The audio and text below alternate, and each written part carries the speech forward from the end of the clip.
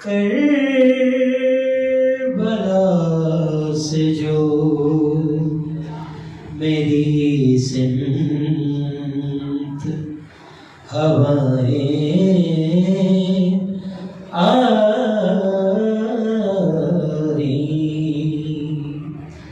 دیر تک گری ماتم کی صدائیں آئی،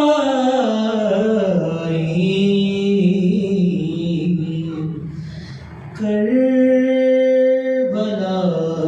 سے جو آسمانوں سے جو ٹکرائی ہے فریاد ربا،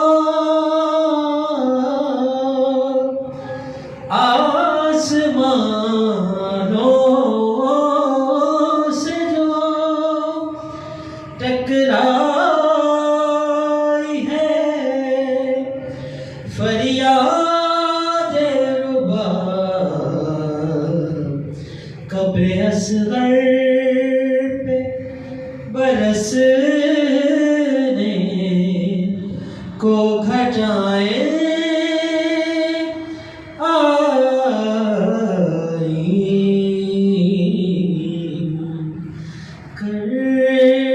کربلا سے جو میری سمت ہوائیں آئی،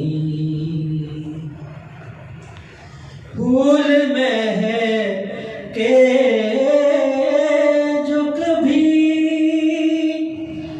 بہاروں میں تو سوچا میں نے، پھول مہکے جو کبھی بہار آئی تو یہ سوچا میں نے، کن شہیدوں کے لیے سرخ قبائیں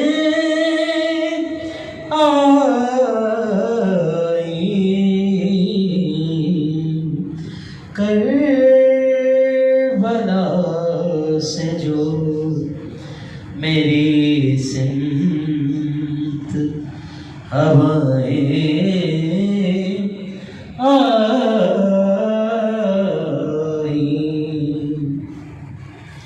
خاک اڑتی رہی بڑی دیر تلک، کربلا میں خاک اڑتی رہی رستے میں بڑی دیر تلک، بیویوں کو جو کبھی یاد ردائیں آئی،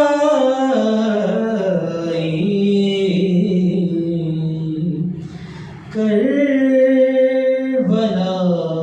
سے جو میری سمت ہوائیں آئی۔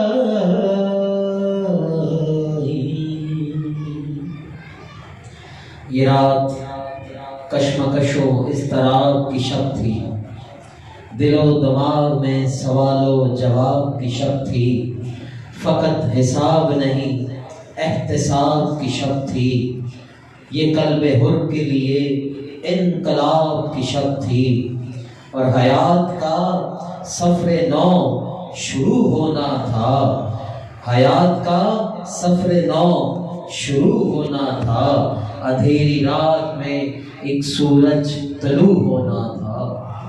برائے خوشنودی محمد وآل محمد صلوات، اللہم صلی علی محمد وآل محمد۔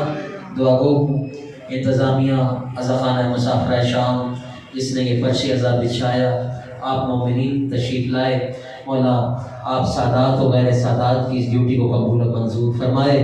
بارگاہ آقا اپنی پاک بارگاہ میں آپ کی اس کاوش کو قبول و منظور فرمائے۔ درخواست گزار ہوں، مسلسل مصروف عبادت ہے، حضرت علامہ اشرف علی منتظری صاحب سے تشریف لائیں اور شب عاشور کی مجلس سے خطاب فرمائیں۔ برائے خوشنودی محمد وآل محمد صلوات۔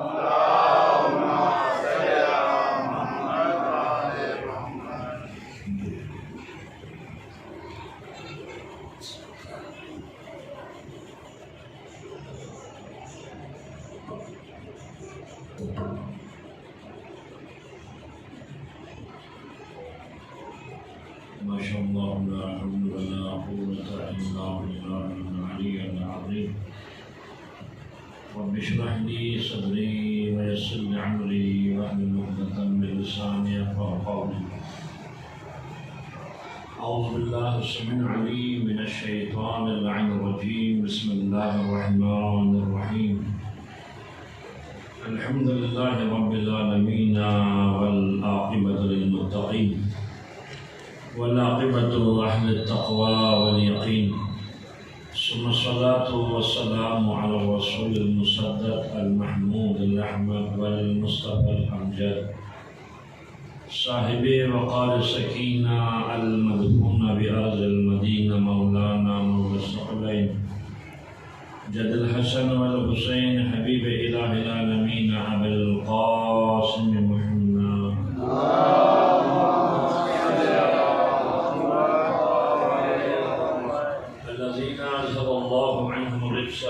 وطهرهم تطهيرا۔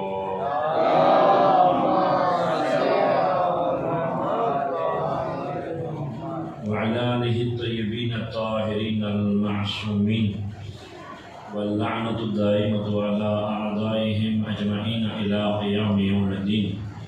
أما بعد، قال الله الحكيم في كلام المجيد وفرقان الحميد، وهو أصدق القائلين وقوله الحق۔ بسم اللہ الرحمن الرحیم۔ وما ارسلناک الا رحمۃ للعالمین، صلوات محمد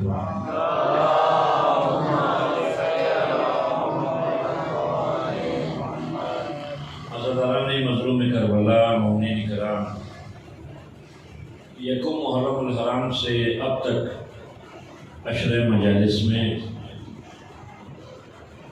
کوشش کی کہ پیغمبر اور اہل بیت علیہ السلام کی فضیلت اور فضائل کے بارے میں گفتگو کی، مگر چونکہ شب عاشور ہے، کچھ تذکرہ پیغمبر کی زبانی امام حسین کے بارے میں۔ جب جو ہے امام حسن و حسین نے اپنی والدہ سے کہا، اماں کل مدینے میں بچے جو ہے عید کے لباس پہنیں گے، ان کے پاس نئے رنگ برنگی لباس، ہمارے پاس لباس نہیں ہے۔ اس وقت جناب سیدہ نے اپنے شہزادوں سے یہ نہیں کہا کہ یہ نہیں فرمایا کہ ہمارے پاس نہیں ہے یا ہمارے وسائل نہیں ہیں، بلکہ فرمایا کہ تمہارے کپڑے درزی لے کے آئے، خیاط لے کے آئے، حالانکہ کسی درزی کو دیے ہوئے نہیں تھے، مگر خدا کی بارگاہ میں جناب سیدہ کی زبان مبارک سے لفظ درزی کا لفظ استعمال ہوا تو پروردگار عالم نے جبریل سے کہا زمین پہ جا اور جا کر میرے رسول کی بیٹی ہے فاطمہ زہرا، ان کے 2 بچوں نے عید کے لباس طلب کیے ہیں، تو جا زمین پر جا کر ملائکہ کا سردار بن کے نہیں بلکہ حسن و حسین کا درزی بن کے تمہیں جانا ہے۔ اور جناب فاطمہ زہرا کے دروازے پہ دق الباب ہوا، دستک ہوئی تو اندر سے جناب فضا نے پوچھا کون؟ کہا میں حسنین کا درزی ہوں۔ جب جنت سے لباس آ گئے تو حسن حسین کہنے لگے اماں یہ جو لباس ہے نا یہ یونیفارم کی طرح ہے، ایک جیسے لباس ہے، ہمیں تو رنگ برنگی لباس چاہیے۔ مدینے کے بچوں کے پاس قسم قسم کے لباس ہیں، تو پروردگار عالم نے جبریل کو بھیجا پیغمبر کے پاس، اور پیغمبر سے کہا یا رسول اللہ شہزادوں سے پوچھے رنگ کون سا پسند ہے، پانی جبریل ڈالے گا، نچوڑنا آپ نے ہے، شہزادے جو رنگ پسند کریں گے اسی رنگ میں یہ لباس تبدیل ہو جائیں گے۔ اللہ کے نبی نے بڑے نواسے سے پوچھا میری آنکھوں کی ٹھنڈک حسن بتا تجھے کون سا لباس پسند ہے؟ کہا نانا مجھے سب سے لباس پسند ہے۔ جبریل نے پانی ڈالا، اللہ کے نبی نے نچوڑنا شروع کیا، وہ لباس جنت سے آئے ہوئے سبز لباس میں تبدیل ہو گئے۔ اور پھر پوچھا اے میرے آنکھوں کی ٹھنڈک حسین بتا تجھے کون سا لباس پسند ہے؟ کہا نانا مجھے سرخ لباس پسند ہے، وہ سرخ لباس میں تبدیل ہو گئے۔ اتنے میں اللہ کے نبی کی زبان سے جو ہے آنکھوں سے گریہ شروع ہوا، اور پوچھا یا رسول اللہ آپ کیوں گریہ فرما رہے ہیں؟ کہ اس لیے گریہ کرتا ہوں میری یہ جفاکش امت جو ہے جبریل نے مجھے ابھی خبر دی ہے، پورے حالات کے بارے میں بتایا ہے کہ بڑا نواسا جو ہے میری امت جو ہے زہر سے شہید کرے گی، اور میرا چھوٹا نواسا حسین کربلا کے میدان میں 3 دن کا بھوکا پیاسا شہید کیا جائے گا۔ یہ کون فرما رہے ہیں؟ رسول اللہ۔ آج جو بھی اپنے آپ کو غلام رسول کہتے ہیں ان کے ذہنوں میں پیغمبر سے محبت کا پیمانہ کیا ہے کہ جی پیغمبر ہری پگڑی پہنتے تھے، پیغمبر مسواک لگاتے تھے، پیغمبر اس رنگ کی نالین پہنتے تھے، پیغمبر اس رنگ کا لباس پہنتے تھے۔ جب تمہیں محبت رسول کی تمام چیزیں پتہ ہے تو تمہیں معلوم نہیں ہونا، یہ تمہیں کیا علم میں نہیں ہے؟ اللہ کے نبی صبح شام کس کے دروازے پہ جا کے سلام کرنے جاتے تھے؟ وہ گھر جو ہے فاطمہ زہرا کا گھر ہے۔ تمہیں یہ تو یاد رہا کہ رسول اللہ امامہ پہنتے تھے، یہ تو یاد رہا رسول اللہ فلاں قسم کی جو ہے نالین پہنتے تھے، تمہیں یہ یاد رہا کہ اللہ کے نبی جو ہے پیالے میں پانی پیتے تھے، تمہیں یہ یاد رہا رسول اللہ سادہ زندگی بسر کرتے تھے، تو یہ یاد کیوں نہ رہا کہ اہل بیت کے در پر سلام کرنے بھی جاتے تھے؟ اگر کوئی آج رسول اللہ کا غلام ہونے کا دعویٰ کرے اور دوسری طرف اہل بیت سے دشمنی کرے تو مجھے بتاؤ وہ کس کسوٹی پر اپنے آپ کو غلام رسول کہہ سکتا ہے؟ یعنی جو بھی اہل بیت سے دشمنی کر رہا ہے اس کو سوچنا چاہیے جس محمد مصطفیٰ کا کلمہ پڑھ کر تم مسلمان کہلاتے ہو تم اس کی آل کے خلاف میدان میں نکلے ہوئے ہو، پھر تم اس بات کی تمنا کیوں رکھتے ہو کہ روز محشر جو ہے تاجدار رسالت تمہاری مغفرت فرما دے، تمہاری بخشش کر دے، تمہاری شفاعت کر دے؟ تو تاجدار رسالت معاف دو، ہر موقع پر اپنے اہل بیت کا تعارف کرا رہے ہیں، یہ میری اہل بیت ہے، یہ میری آل ہے۔ یہ وہی اہل بیت ہے نا جب میدان مباہلہ میں گئے ہیں تو نصارہ کے سب سے بڑے عالم نے کہا خدا کی قسم ایسے چہرے دکھ رہا ہوں اگر یہ پہاڑ کو کہیں تو پہاڑ اپنی جگہ چھوڑ دے۔ اہل بیت کا مقام وہ ہے، مگر آج افسوس کی بات ہے مسلمانوں کو پیغمبر کی ہر سنت کی چیزیں پتہ ہے، یہ کرنا بھی سنت رسول، یہ کرنا بھی سنت رسول، یہ کرنا بھی سنت رسول، تو تمہیں یہ نہیں پتہ اہل بیت کو سلام کرنا بھی جو ہے سنت رسول ہے۔ یہ جو ہم مجلس سے ادا کرتے ہیں نا یہ بھی سنت رسول ہے، کیونکہ پیغمبر نے بھی صحابہ کو مسجد میں بٹھا کر منبر پہ جو ہے صحابہ کو اہل بیت کے فضائل سنائے۔ تو ہم جو کر رہے ہیں تو ہم بھی تو سنت رسول انجام دے رہے ہیں، اور جو اس کی مخالفت کرے گا تو وہ کس کی مخالفت کر رہا ہے؟ اللہ کے نبی کی، کیونکہ اہل بیت وہ ہستی ہیں کہ جن کو اللہ کے نبی، دیکھیے ایک بات یاد رکھیے گا، یہ جو آج معاشرے کے اندر کچھ لوگ جو ہے ہر سال نکلتے ہیں کہ جی فلاں صحابی کو نہیں مانا، فلاں صحابی کو نہیں مانا، فلاں صحابی کو نہیں مانا۔ صحابی کون ہے؟ جو پیغمبر کے ساتھ اٹھے بیٹھے وہ صحابی ہے۔ تو اس کا مطلب نہیں کوئی کافر ہو جائے گا. لا الہ الا اللہ محمد رسول اللہ پڑھو گے تو تم مسلمان کہلاؤ گے. صحابی کو ماننے نہیں ماننے سے کوئی کافر مسلمان نہیں ہوتا ہے. بات یہ ہے کہ جس کا کلمہ پڑھتے ہو تم نے اس کی مانی یا نہیں مانی, یہ بات سمجھنی چاہیے. ہم صحابہ کو تو تذکرہ کثرت سے کر رہے ہیں, مگر صحابہ جن کو اپنا آقا مان رہے ہیں تو ان کی آل کے ساتھ آپ کیا کر رہے ہو؟ چاہے یہ رسول اللہ کی سیرت ہے, چاہے یہ رسول اللہ کی غلامی ہے. آج میں دعوے سے کہتا ہوں پورے پاکستان کی گلی کوچوں کے اندر نوجوان اپنی گلی کو بند کر کے حلیم پکا رہے ہیں. اس میں شیعہ بھی پکا رہے ہیں, سنی بھی پکا رہے ہیں. تو ان سے پوچھو بھائی یہ تم کیوں کر رہے ہو؟ تو وہ جواب دے گا کربلا والوں کی یاد میں. ایک جگہ پہ جلوس نکلنا تھا, میٹنگ ہو رہی تھی محرم کی.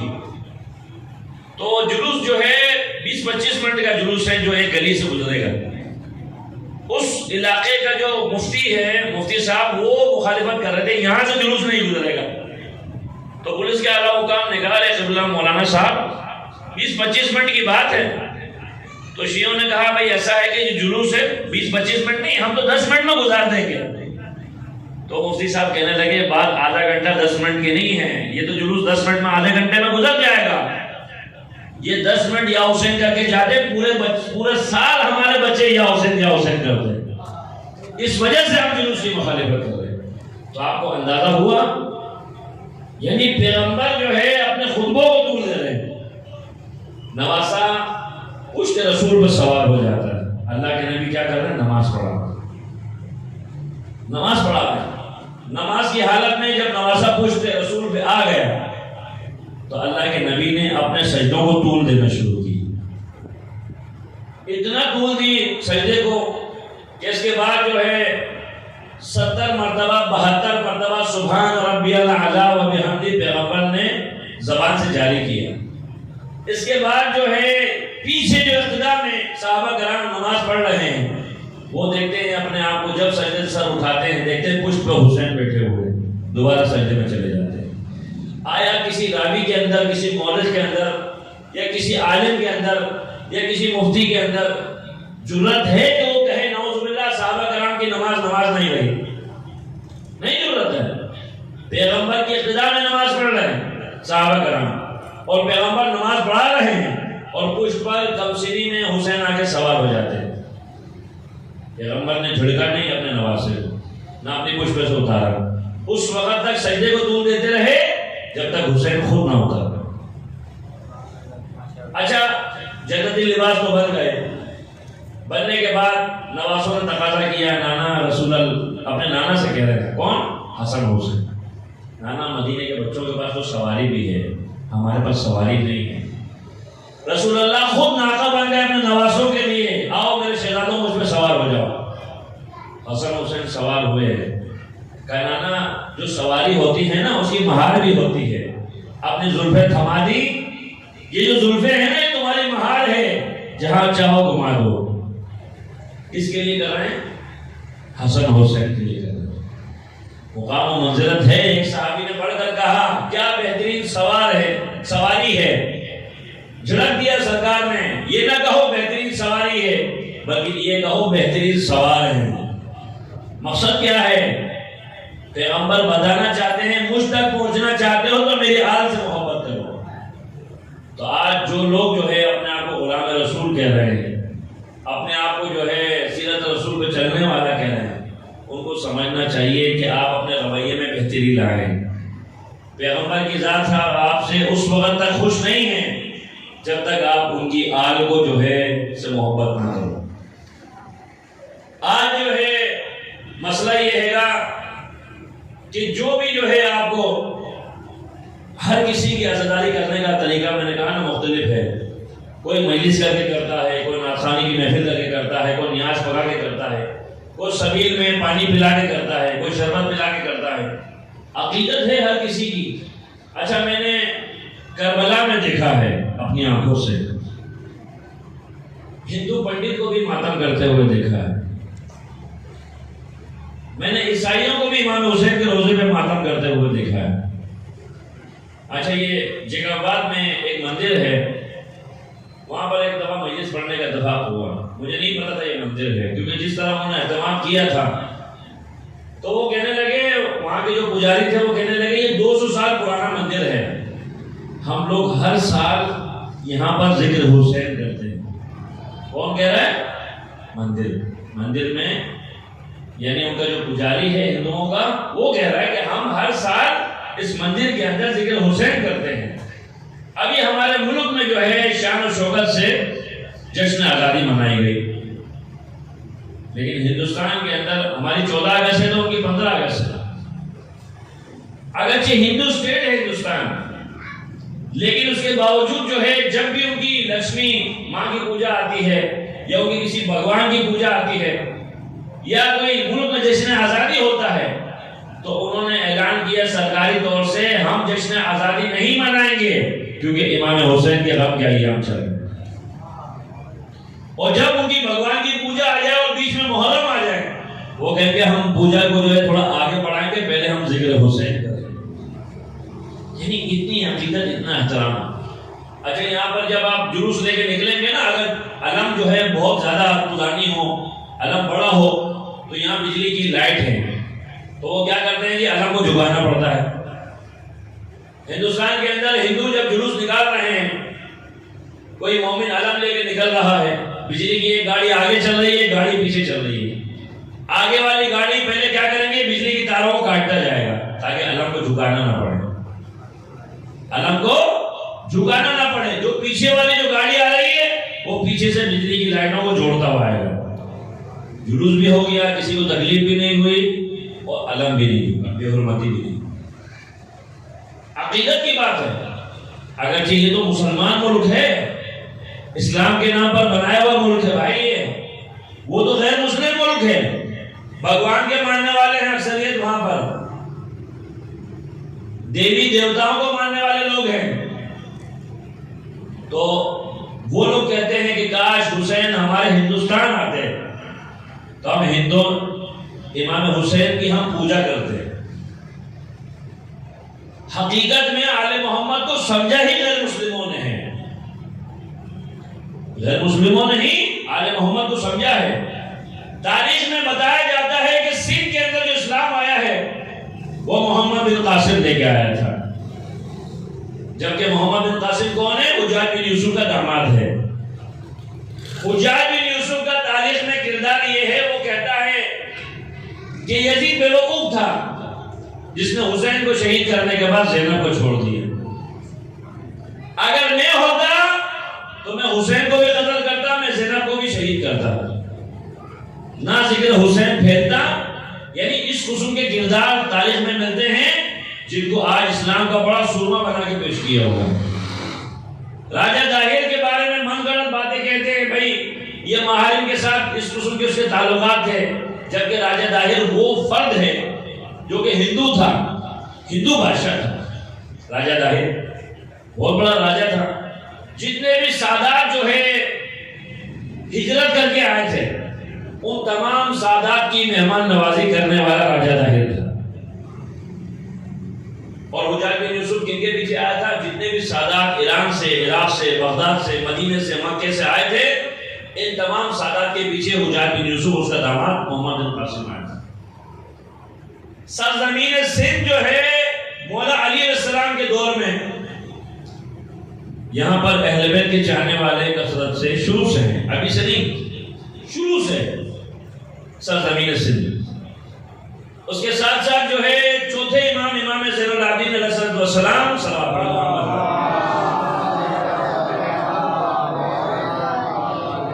کی زوجہ کا تعلق بھی جو ہے سرزمین سندھ سے تھا، اور انہی کے بدن سے جو ہے حضرت زید شہید پیدا ہوئے، یعنی امام زین العابدین کے پوتے، امام زین العابدین کے فرزند کون؟ حضرت زید شہید۔ قدیم سے ہی یہاں پر اکثریت جو ہے اہل بیت کے چاہنے والے ہیں۔ آپ سندھ چلے جائیے، وہاں پر جو ہے اگر ہندو بھی ہوگا وہ بھی آپ کو یا علی مدد کہتا ہوا نظر آئے گا۔ اہل بیت کے چاہنے والے لوگ، اہل بیت پہ جان چھڑکنے والے لوگ۔ یہاں پر تو خیر شہر میں ایسی چیز چیزیں نہیں ہیں، مگر آپ جب چلے جائیے دیہاتوں میں باقاعدہ جب محرم کا عشرہ شروع ہوتا ہے یہ لوگ چارپائیوں کو الٹی کر دیتے ہیں، چارپائیوں کے اوپر نہیں بیٹھتے، زمین پہ بیٹھتے، اس لیے کہ سادات جو ہے خیموں میں رہے ہیں، ہم کس طرح تخت پہ بیٹھ سکتے ہیں؟ احترام. تو میں اسی لیے کہا کرتا ہوں کہ اس وقت جو ہمیں سب سے زیادہ ضرورت ہے وہ عزاداری کا تقدس ہے. شب عاشور ہے، ایک رات کی مہلت ملی ہے، حر جو ہے اپنے خیمے میں ٹہل رہا ہے، ساری رات حر کو نیند نہیں آئی. حر کے بیٹے نے پوچھا بابا کیا بات ہے؟ حر کون ہے؟ یزید کی فوج کا سپہ سالار. ساری رات حر کو نیند نہیں آئی. کہا بابا کیا بات ہے؟ بیٹا پوچھ رہا ہے. کہا بیٹا ایک دفعہ تم سن رہے ہو ہماری فوج کے جو خیمے ہیں یہاں سے ناچ گانے کی آوازیں آ رہی ہیں، شراب کی محفلیں سجی ہوئی ہیں، رقص و سرور کی محفلیں سجی ہوئی ہیں، اور سامنے وہ خیمہ دیکھ رہے ہیں حسین کا، اس خیموں سے سبحان ربی الاعلیٰ سبحان ربی العظیم کی آوازیں بلند ہو رہی ہیں، تسبیح و تحلیل کی آوازیں بلند ہو رہی ہیں، قرآن کی تلاوتوں کی آواز آ رہی ہے. اب مجھے بتاؤ مجھے کس کے ساتھ ہونا چاہیے؟ امتحان کی گھڑی ہے نا.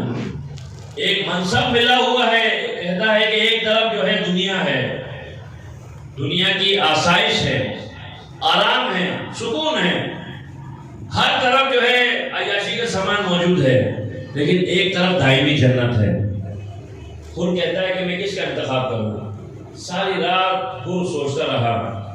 عاشور کی صبح جو ہے امام حسین کے خیمے میں آتا تھا اور اپنے بیٹے سے کہتا ہے مجھے اس طرح لے چلو حسین کی خدمت میں جیسے کسی مجرم کو قیدی کو لے کے جاتے ہیں. اپنے ہاتھ جو ہے اس نے باندھے ہوئے ہیں، بندھوائے ہوئے ہیں. کہا مجھے قیدی کی طرح لے چلو. جب امام حسین کی خدمت میں حر پہنچا، امام حسین نے فرمایا حر تیری ماں نے تیرا نام حر رکھا، تو کل بھی آزاد تھا، تو آج بھی آزاد تھا. کربلا شروع ہوئی ہے علی اکبر کی اذان سے. علی اکبر کون ہے جانتے ہو؟ امام حسین نے اپنے بابا علی سے اتنی محبت ہے، امام حسین نے اپنے ہر بیٹے کا نام علی رکھا اور کہتے ہیں کہ کاش پروردگار عالم مجھے 1000 بیٹے عطا کرے، میں اپنے 1000 بیٹے کا نام علی رکھوں گا. قاسم بھائی یہ لائٹ جو ہے گل کر دیں، چونکہ ظاہر سی بات ہے شب عاشور ہے. امام حسین کو اپنے بابا علی سے اتنی محبت تھی، اور حسین کے بیٹا جب علی اکبر نے کہا کہ بابا میں بھی میدان کربلا جاؤں گا، تو اس وقت جانتے ہو امام حسین سے امام حسین نے اپنے بیٹے علی اکبر کو کیا کہا؟ کہتے ہیں کہ بیٹا اکبر جب بھی مجھے اپنے نانا رسول اللہ کی یاد آتی تھی تو میں تیرے چہرے کو دیکھتا تھا، کیونکہ تو سیرت میں بھی صورت میں بھی بالکل میرے نانا رسول اللہ کی شبیہ ہے. اور جب بیٹے نے تقاضا کیا تو کہا جاؤ جا کے اپنی پھوپھی اماں سے اجازت لے لو، کیونکہ تمہاری پھوپھی نے تمہیں پالا ہے. علی اکبر جو ہے خیمے میں سر جھکائے کھڑا ہے، کس کے سامنے؟ اپنی پھوپھی کے سامنے، جناب زینب کے سامنے. اور امام حسین جو ہے کا فرزند علی اکبر جو ہے زینب کے سامنے سر جھکائے کھڑا ہے. جناب زینب فرماتی ہیں میرے بابا علی جو ہے کہا کرتے تھے زینب تیرے ہاتھوں میں رسن باندھی جائے گی، تجھے قیدی بنایا جائے گا، تجھے کربلا سے شام سے کوفہ کے بازاروں میں پھیلایا جائے گا. میں سوچا کرتی تھی جس کا عباس جیسا بھائی ہو، جس کا علی اکبر جیسا بھتیجا ہو، بھلا کسی کی مجال کیا ہے وہ میری چادر کی طرف ہاتھ بڑھا سکے. مگر بیٹا اکبر تو میدان کربلا جا رہا ہے تو یقیناً میرے بابا کا قول سچا ہے. اکبر جو ہے خیمے سے ایسے ودا ہو رہے ہیں جیسے کسی جوان بیٹے کا جنازہ جا رہا ہے. امام حسین نے اپنے بیٹے کو جو ہے اس طرح تیار کیا ہے اور تیار کرنے کے بعد گھوڑے پر سوار کرایا ہے. جب میدان کربلا کی طرف جانے لگے نا، بابا سے رخصت ہوئے ہیں، علی اکبر خیمے سے چلے گئے، دیکھا پیچھے امام حسین، آہٹ محسوس ہوئی، پیچھے مڑ کر دیکھا امام حسین ہے. کہا بابا ابھی تو آپ نے مجھے رخصت کیا ہے، ابھی تو آپ نے مجھے خدا حافظ کہا ہے. تو کہا بیٹا اکبر کاش تیرا بھی جوان بیٹا ہوتا تو تجھے پتا ہوتا جوان بیٹے کا غم کیا ہوتا ہے. اس کے بعد جو ہے یزید کی فوج میں جب دیکھا نا اکبر کو آتے ہوئے تو عمر صاحب کا لشکر کہتا ہے ہمیں ایسا لگتا ہے حسین کی مدد کرنے کے لیے جنت سے رسول اللہ تشریف لائے ہیں۔ عمر صاحب کہتا ہے یہ رسول اللہ نہیں ہے، یہ حسین کا بیٹا اکبر ہے جس کی جلے کو رسول اللہ کی شبیہ ہے۔ اکبر جو ہے لڑتے لڑتے جو ہے میدان کربلا میں اتنی پیاس کی شدت ہے اکبر کو لگی تو کہتے ہیں واپس آئے اور کہتے ہیں بابا مجھے بہت پیاس لگی ہے، کہا میرے لال ایسا کرو کہ اپنی جو زبان ہے نا وہ میرے منہ میں دے دو۔ تھوڑی دیر جو ہے کہتے ہیں جیسی اکبر نے اپنے بابا کے منہ میں اپنی زبان دی نا، کہا خدا کی قسم بابا آپ کا جو یعنی مثلا آپ کا جو منہ ہے نا وہ مجھ سے زیادہ خوش ہے آپ کا حلقوم۔ کہا بیٹا علی اکبر فکر نہ کرو، تھوڑی دیر میں میرے نانا رسول اللہ حوض کوثر کا پانی لیے میرے انتظار میں بیٹھے ہیں۔ اس کے بعد ایک ظالم کہتا ہے میں اس کی ماں کو اس کے غم میں رلاؤں گا۔ جب اکبر کو جو ہے برچھی کا پھل لگا نا، زخمی ہو کر گھوڑے سے گرے ہیں، تو ایک مرتبہ اپنے بابا کو پکارا السلام علیکہ یا ابا عبداللہ، جوان بیٹا ہے زخمی ہو کر گرا ہے۔ باپ جو ہے جوان بیٹے کے ساتھ سرانے آیا اور دیکھا کہ اکبر نے جو ہے سینے پہ ہاتھ رکھا ہوا ہے۔ کہا بیٹا کیا بات ہے، سینے پہ ہاتھ کیوں رکھا ہے؟ کہا بابا سینے میں تکلیف ہے۔ تو ایک مرتبہ جب ہاتھ ہٹایا دیکھا یعنی برچھی کی انا جو ہے ٹوٹی ہوئی ہے۔ نجف کی رخ کر کے کہا بابا علی مشکل کشا، میری مشکل کشائی کیجئے۔ جوان بیٹے کے سینے سے جو برچھی کا پھل نکالا نا، اکبر کہتے ہیں بابا اگر جو ہے فاطمہ صغریٰ سے ملاقات ہو جائے آپ فاطمہ صغریٰ کو پیغام دیجئے گا جو میں نے وعدہ کیا تھا نا کہ میں تیرے بغیر جو ہے اپنے سر میں شادی صحرا نہیں سجاؤں گا۔ اب بابا دیکھیے میں نے فاطمہ صغریٰ کے بغیر جو ہے فاطمہ صغریٰ کے بنا میں اپنے سر میں صحرا نہیں سجایا ہے، اور بابا میری وصیت ہے جو بھی نوجوان ہو نا اس کو کہیے گا جیسے دین کے اوپر اکبر نے اپنے آپ کو قربان کیا ہے، ایک جوانو جب دین میں کوئی وقت آئے تو اپنی جوانی کو قربان کرنا۔ اور کہا بابا آپ میری لاش کو خیمے میں لے کے نہیں جائیے گا۔ اکبر یہ بابا سے کیوں کہہ رہے ہیں؟ اس لیے کہ جانتے ہیں بابا سے جو ہے جوان بیٹے کا جنازہ نہیں اٹھایا جائے گا۔ لعنت اللہ علی القوم